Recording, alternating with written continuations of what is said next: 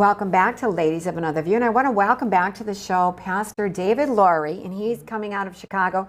He's a member of Project 21. It's a Black leadership conservative organization as part of the Center for Public Policy Research. It's always a mouthful. And he's also the host of Let the Truth Be Told. That's what we want to do, David. Come on and let's start telling the truth. Thank you for having me. First, let me give all praises to God and my Lord and Savior Jesus Christ for making it possible to be here. And it is an honor to be with you ladies again. I want to add that you are a veteran of the Navy, U.S. Navy. Thank you for your service. And you were involved in getting the black vote out in Chicago. Is that correct? What exactly did you do? Well, I grew up in Chicago. From a political family. And, you know, I sort of sit back after I got always maintained a relationship with the communities in Chicago because I always came back home. I always did stuff for the kids and tried to, you know, uplift them and get them in a different direction. So finally, when I watched Mayor Lightfoot, you know, really open the door for the illegals to come in, and I started to speak out on it. I was the president of the NAACP twice. I also was the National Crisis Director for Reverend Al Sharpton out of New York. And so a lot of people in the community here in Chicago was already familiar with me. And so when I really started to take a look at things and how they were going for the Black community here in Chicago with the illegals who came in, and then we found out that under President Trump leadership that he had invested a lot into Chicago for the fentanyl problems and all the things that I saw from politicians who are Black in the city council, that they were just there for the money and not for the people of Chicago. I started to speak out on these things. And as I created my talk show and I got out and I started to talk to different organizations, the grassroots level was the brothers in the streets that they call gangbangers who are fathers and work every day. We started to talk and try to curtail the crime, but being a pastor, it allowed me to reach those who are out there in the highways and byways, and they started to listen. And my message to them was, what have we gained in the 60 years of being Democratic voters? And we have to take a look and do research on the difference in the parties and what they bring to the table. And I just thank God for all the rest of the Americans across the country who have rallied with the Black community, because we wanted to show America that we are still here, we are still family orientated. The men and women in the Black communities will stand together. We do see what the problem is.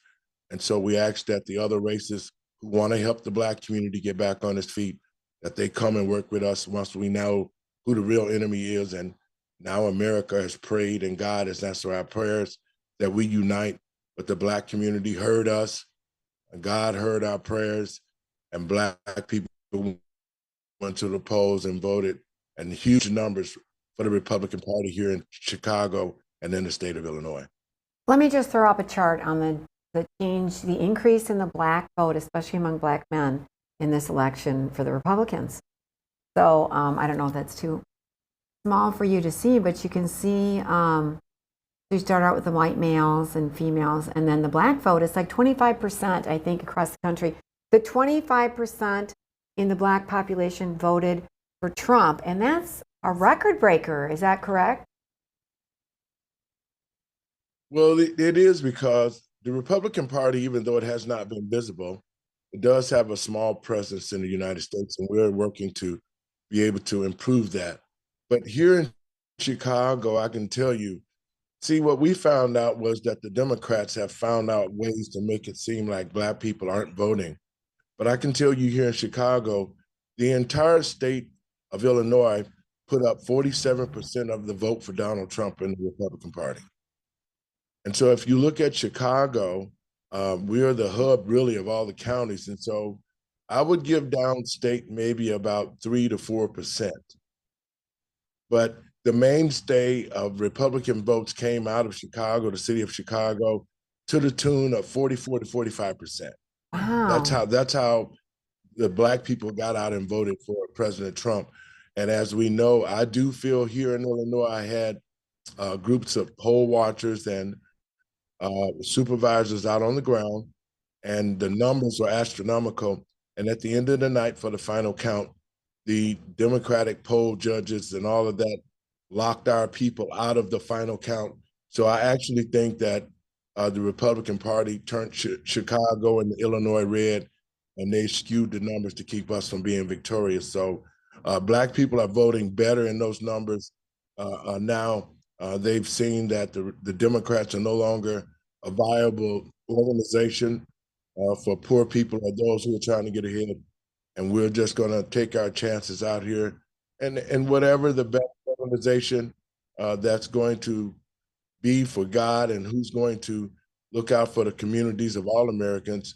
And I think that's how we should vote, on the merits and the values and all the things that a politician who's going to work for the American people bring to the table to make sure that our needs are met. I think that is fantastic, David. I'd love to learn a little bit more about your Truth Be Told podcast, and we need more people talking about and getting the message out there, the truth, facts over fear kind of thing. Well, I was the president of the NAACP about 8 years ago, and there was a talk show host on another show called Intellectual Radio. And I interviewed with this person, and then the owner asked me about a show.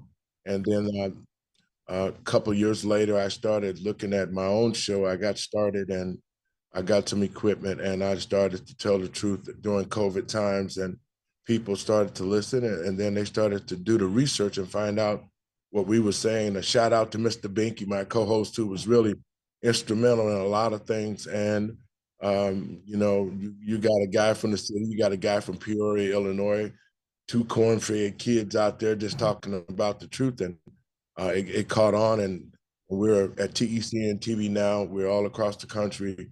We're on Rumble, David Lowe 1057.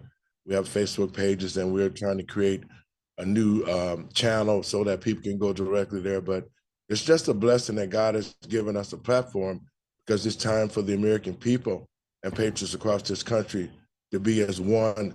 And that's why we're called the United States of America, and we must unify at all costs right now. That is music to our ears. So we're gonna go ahead and take a break, but I want to talk about your comments in a recent article about Black conservatives, and you said it's a new era of freedom. So I want to hear about that when we come back.